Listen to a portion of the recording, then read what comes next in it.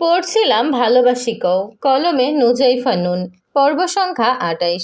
পরাগ ভাই নিজের ঠোঁট দিয়ে আমার ঠোঁটের মাঝে চকলেটের টুকরোটা রাখেন। তার ঠোঁটের উষ্ণটায় চকলেট গলন যেন আমার রক্তে মিশে গেল। এক মুহূর্ত সময় থমকে গেল। পাশের গাছের পাতায় হালকা বাতাস দোল খেল। পাখি দুটো উড়ে গেল দূরে। সেই সাথে আমার নিঃশ্বাস কেঁপে উঠল। বুকের ভেতর হালকা আগুন দাউ দাউ করে জ্বলে উঠল। তিনি এতটাই কাছে ছিলেন যে তার নিঃশ্বাস আমার গাল ছুঁয়ে যাচ্ছিল। আমার চুলের গোছা তার ঠোঁটে লাগছিল নিঃশব্দে। তিনি আলতো হাতে মুখের উপর থেকে চুলের গোছা সরিয়ে কানের পাশে গুজে দিলেন। এরপর সোজা আমার চোখের দিকে তাকালেন। সেই দৃষ্টিতে কি ছিল আমি জানি না, তবে বুঝতে পারলাম আমি সেই দৃষ্টির বন্দী হয়ে গিয়েছি নিঃশব্দে, বিনা অনুমতিতে। আমি চোখ নামাতে চেয়েও পারলাম না। তিনি মৃদু কণ্ঠে বললেন, চকলেটটা কেমন লাগলো? আমি উত্তর দিতে পারলাম না। গলার ভেতর শব্দ জমে রইল, অথচ বেরোলো না একটি শব্দ। শুধু হৃদয়ের তালে তালে এক অদ্ভুত সুর বাজছে। তিনি ধীরে ধীরে আমার কানের পাশে ঝুঁকে এলেন। কানের লতিতে ঠোঁট ছুঁয়ে দিয়ে ফিসফিসিয়ে বলেন, হলুদ শাড়িতে তোকে অনেক সুন্দর লাগছে।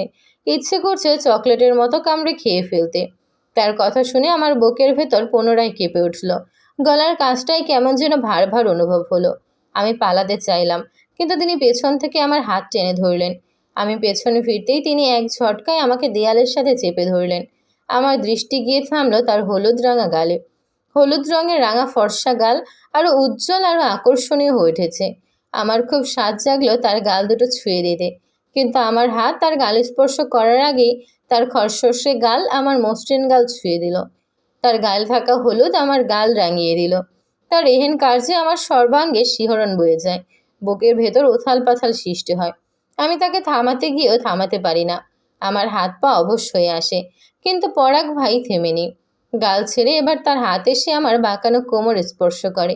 একটুখানি স্পর্শ, অথচ আমার শরীরের প্রতিটি স্নায়ু যেন ঢেউ উঠল। সেটাও আবার যেন তেন ঢেউ নয়, বাড়াবাড়ি রকমের ঢেউ। আমি কাঁপা কাঁপা হাতে পরাগ ভাইয়ের হাত খামছে ধরি। জড়ানো কণ্ঠে বলি, আপনি কি বুঝতে পারছেন না? আপনার সংস্পর্শে এসে আমি একটু একটু করে ভাঙতে শুরু করেছি। আমাকে পুরোপুরি ভেঙে দিবেন না পরাগ ভাই, প্লিজ, আমি রিকোয়েস্ট করছি। তিনি আমার কথা সম্পূর্ণ অগ্রাহ্য করে আমাকে আরও কাছে টেনে নিলেন। আমার নাকে টুপ করে একটা চুমু খেলেন। ঠোঁট কামড়ে বললেন, তোকে ভাঙতে দেখে মন্দ লাগছে না, কিন্তু সমস্যা হচ্ছে আমি রাতের কাজ দিনে করতে পছন্দ করি না। তার ইঙ্গিত বুঝতে পেরে আমার কান গরম হয়ে ওঠে। নাক ঘামতে থাকে। হার্টের হৃদস্পন্দন দ্রুত ও স্পষ্ট হয়। আমি তার হাতের বাঁধন আলগা করার চেষ্টা করি, কিন্তু বিধিবাম, আমি যতই নিজেকে ছাড়িয়ে নেওয়ার চেষ্টা করি তিনি ততই আমাকে শক্ত করে চেপে ধরছেন। উপায়ন্ত না পেয়ে আমি পায়ের বৃদ্ধাঙ্গুলির উপর ভর করে উঁচু হয়ে তার গালে চুমু খাই। পরাগ ভাই চমকে ওঠেন। তার হাত আপনা আপনি আলগা হয়ে যায়। আমি সেই সুযোগে দৌড়ে পালাতে যাই, কিন্তু ভাগ্য যেন মজা করলো আমার সাথে। শাড়িতে পা বেঁধে আমি টাস করে নিচে পড়ে যাই। পরাগ ভাই হাসতে হাসতে গড়াগড়ি খান। তার টোল পড়া গালের হাসি দেখে আমার সমস্ত ব্যথা দূর হয়ে যায়। আমি মুগ্ধ দৃষ্টিতে সেই ভুবন ভোলানো হাসির দিকে তাকিয়ে থাকি কিয়ৎক্ষণ। মিনিট দুয়েক পর পরাগ ভাই হাসি থামিয়ে আমার দিকে হাত বাড়িয়ে দেন। তখন আমার মাথায় একটা দুষ্ট বুদ্ধি খেলে যায়। আমি পরাগ ভাইয়ের হাত ধরে টান দিয়ে নিজের উপর ফেলে দিই। তার চোখে চোখ পড়তেই আমি চোখ নামিয়ে ডান দিকে ঘাড় ঘুরিয়ে নিই। তিনি আমার দুগাল চেপে ধরে নিজের দিকে ফেরান। গাল চেপে ধরার দরুন আমার ঠোঁট দুটো চবর্গীয় আকার ধারণ করেছে। তিনি ধীরে ধীরে সেদিকে আগাতে লাগলেন। দুজনের অধর ছুঁই ছুঁই অবস্থা প্রায়। আমি খিচে চোখ বন্ধ করে নিলাম। ঠিক তখনই দরজার অপর প্রান্ত থেকে ছোট মামির গলার আওয়াজ শোনা গেল। পাপড়ি, কোথায় তুই? বড় আপা তোকে ডাকছেন।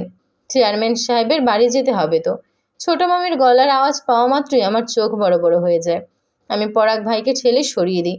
কাতর গলায় বলি, সর্বনাশ, ছোট মামি যদি আমাদের এই অবস্থায় দেখে নেন তাহলে তো কেলেঙ্কারি হয়ে যাবে। আপনি প্লিজ বাথরুমে গিয়ে লুকিয়ে পড়ুন। বাথরুমে গিয়ে লুকাবো মানে কি? এটা আমার বাড়ি, নিজের বাড়িতে লুকানোর কি আছে? আপনি ছোট মামির স্বভাব জানেন না। মামি তিলকে তাল করতে ওস্তাদ। আমাদের দুজনকে যদি মামি এক ঘরে দেখেন, তিনি নিচে গিয়ে বলবেন আমাকে আপত্তিকর অবস্থায় দেখেছেন। এই কথা এক কান দুকান হতে কোথায় কি গিয়ে দাঁড়াবে জানেন? কোথায়? রাজার কালো মেয়ে হওয়ার গল্পটা নিশ্চয়ই জানেন। তার যেভাবে কালো মেয়ে থেকে কাক হয়েছিল, ঠিক সেভাবেই আমাদের এক ঘরে দেখলে এই কথাটা কানাকানি হয়ে দাঁড়াবে যে আপনি আমাকে প্রেগনেন্ট করে দিয়েছেন। What the hell are you talking about? তাদের কি আর কোনো কাজ নেই? শুধু আমাদের নিয়ে কানাকানি করবে? পুরো ব্যাপারটাই হাস্যকর। আমি কোনো কথা না বলে পরাগ ভাইয়ের হাত ধরে টেনে বাথরুমের দিকে নিয়ে যাই। ঠিক তখনই বাইরে থেকে পুষ্প আপুর গলা শোনা যায়। ছোট মা, তুমি যাও, আমি দেখছি পাপড়ি কোথায় আছে। ঠিক আছে, তাড়াতাড়ি এসো। মামির গলার আওয়াজ মিলিয়ে গেল। বুঝতে পারলাম মামি চলে গেছেন। আমি হাঁপ ছেড়ে বাঁচলাম। পুষ্প আপু দরজায় কড়া নাড়লেন। আমি দৌড়ে গিয়ে দরজা খুলে দিলাম। পরাগ ভাই আর আমাকে একসাথে দেখে আবু চমকালেন। ফিল্মি স্টাইলে হাতে তালি বাজিয়ে বলেন, বাহ ভাইয়া বাহ, তুমি গাছ ছেড়ে খাবে আবার তলারও কুড়াবে। আগামীকাল তোমার বিয়ে, আর তুমি এখন প্রথম বউয়ের সাথে রোমান্স করছো। চমৎকার। পরাগ ভাই কিছু না বলে নিঃশব্দে বেরিয়ে যান। তিনি যেতেই পুষ্প আপু গর্জে ওঠেন, তোর কি কোনো আত্মসম্মান বোধ নেই পাপড়ি? যে মানুষটা তোকে রেখে দ্বিতীয় বিয়ে করছে, তুই তার সাথে ঢলাঢলি করছিস?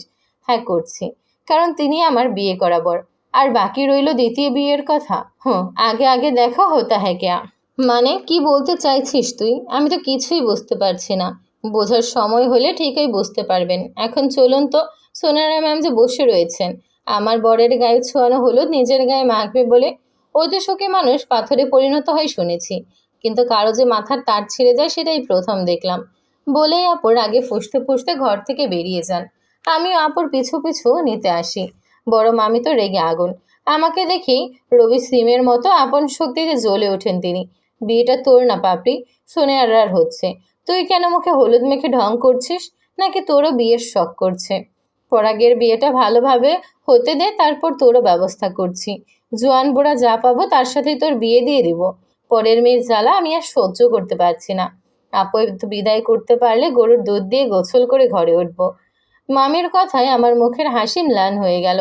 চোখের কোণ ভিজে উঠল। পুষ্পাপু চেঁচিয়ে উঠলেন, তোমার প্রবলেমটা কি আম্মু? তুমি সবসময় পাপড়ির সাথে এমন আচরণ কেন করো? পাপড়ি কি ক্ষতি করেছে তোমার? হলুদ তো আমিও মেখেছি, অন্যরাও মেখেছে। কাউকে নিয়ে তোমার কোনো সমস্যা নেই। তোমার যত সমস্যা পাপড়িকে নিয়ে। কেন আম্মু? রাত পোহালেই আমার ছেলের বিয়ে।